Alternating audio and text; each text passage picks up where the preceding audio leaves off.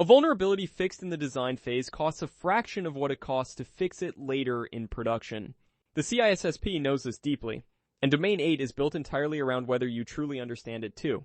Here's the trap Domain 8 sets for every single technical candidate who walks into that exam room. The exam describes a development team getting ready to release software and wanting to run security testing before the code ships. That sounds completely right. But it is actually the wrong time to introduce security into the process. The CISSP answer is never to add security at the very end of development when everything is already built.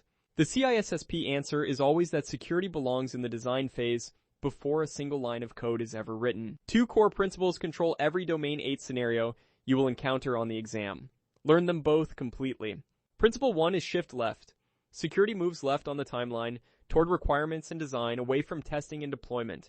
The earlier a flaw is caught, the cheaper and simpler it becomes to fix before it grows larger. The later a flaw is caught, the more it costs in money, in breach risk, and in damaged reputation. When the exam asks where security should be applied, the answer is always earlier than your instinct naturally says. Principle 2 is knowing your testing tools. SAST stands for Static Application Security Testing and analyzes source code directly. SAST analyzes code without ever running the application, catching injection flaws, buffer overflows, and insecure defaults early. DAST stands for Dynamic Application Security Testing. It attacks the running application from the outside to find vulnerabilities. DAST finds what SAST cannot, including runtime vulnerabilities, authentication flaws, and configuration errors in a live environment. SAST sees the code, DAST sees the behavior.